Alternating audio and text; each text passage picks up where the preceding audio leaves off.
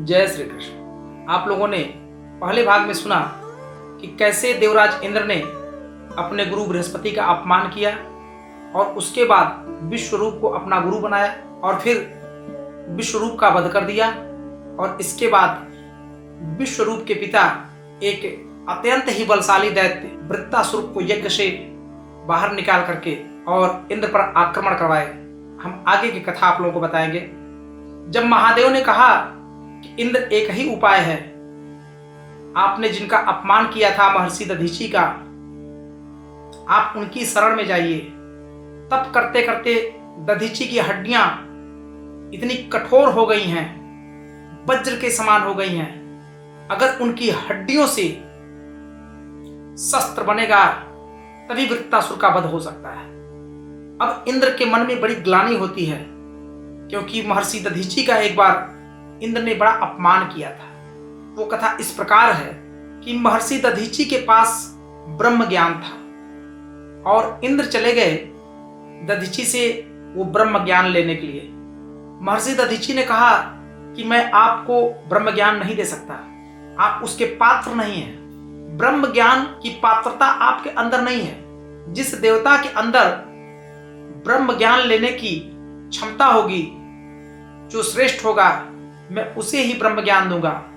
आपको मैं ब्रह्म ज्ञान नहीं दे सकता।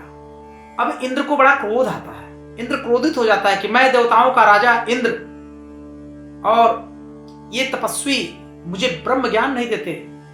उन्होंने कहा ठीक है, अगर आपने मुझे ब्रह्म ज्ञान नहीं दिया है तो अगर आपने कभी भी किसी दूसरे को ब्रह्म ज्ञान दिया तो मैं आपका सर धड़ से अलग कर दूंगा। दधीची मुस्कुरा दिए, क्योंकि ब्रह्म ज्ञानी थे।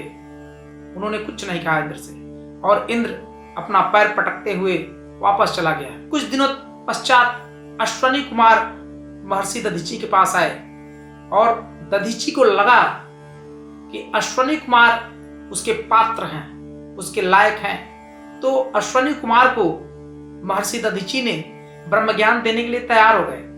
मैं आपको ब्रह्म ज्ञान दूंगा, लेकिन इंद्र ने कहा है कि अगर आपने मुझे ब्रह्म ज्ञान नहीं दिया, किसी अन्य को देंगे तो मैं आपका सर धड़ से अलग कर दूंगा।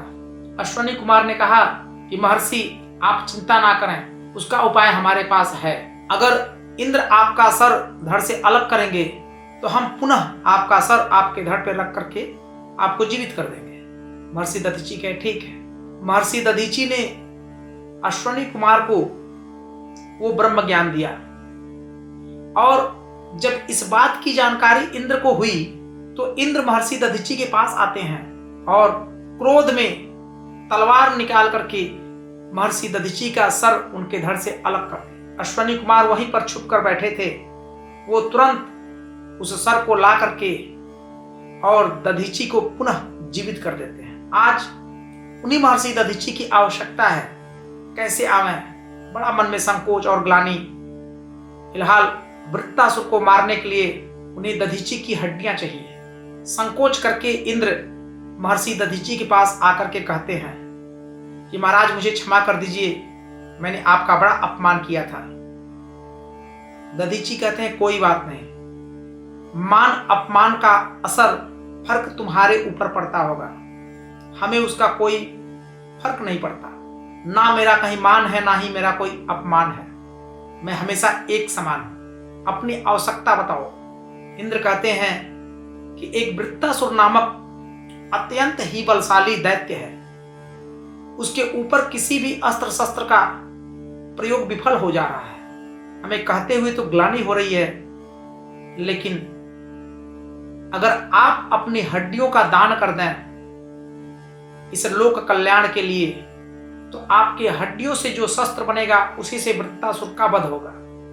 दधीची ने कहा ठीक है, मैं इस लोक कल्याण के लिए तुम्हें अपनी हड्डियों का दान करूंगा।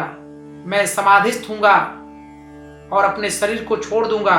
उसके पश्चात तुम मेरी हड्डियों को ले जाकर के और अस्त्र शस्त्र बना लेना। धन्य है महर्षि दधीची। आज लोग किसी के लिए थोड़ा सा दान नहीं कर सकते और महर्षि दधीची ने अपने हड्डियों का दान कर दिया। अब आप सोचिए, कल्पना कीजिए कि हड्डियों का दान करने के लिए पहले आपको अपने प्राणों का त्याग करना पड़ेगा, इस शरीर को छोड़ना पड़ेगा। लेकिन महर्षि दधीची ने लोक कल्याण के लिए, देवताओं के लिए, मनुष्यों के लिए अपने शरीर को छोड़ दिया और उसके बाद दधीची की हड्डियों से विश्वकर्मा के द्वारा वज्र और अन्य तमाम अस्त्र शस्त्र बनाए गए। और उसके बाद इंद्र और वृत्तासुर के बीच युद्ध होता है और वज्र के प्रहार से वृत्तासुर का वध होता है और पुनः देवताओं को अपने स्वर्ग लोक की प्राप्ति होती है। तो ये वो कथा है। इस कथा का सार क्या है कि कभी भी आपको अपने गुरु का अपमान नहीं करना चाहिए। मान अपमान की चिंता इंद्र को होती है, गुरु को नहीं, ज्ञानियों को नहीं। ना दधीची को अपने मान अपमान की चिंता थी, ना देवगुरु बृहस्पति को। हमारा अपमान कैसे होता है? लोगों को अपमान लगता ही क्यों है कि यहां पे मेरा अपमान हो गया? क्योंकि आप सम्मान की अपेक्षा करते हैं। आप पहले ही अपने मन में ये धारणा बना लेते हैं कि मैं वहां पर जाऊंगा तो मेरा सम्मान होगा। अगर आप अपने हृदय से, अपने मन से इस धारणा को ही बाहर निकाल दीजिए तो फिर आपका कभी भी कहीं भी अपमान ही नहीं होगा, क्योंकि आपको तो सम्मान की अपेक्षा ही नहीं थी। जब जब आपके हृदय में सम्मान की अपेक्षा होगी तभी आपको अपमान महसूस होगा। इसी के साथ हम अपनी वाणी को विराम देते हैं। तब तक के लिए जय श्री कृष्ण।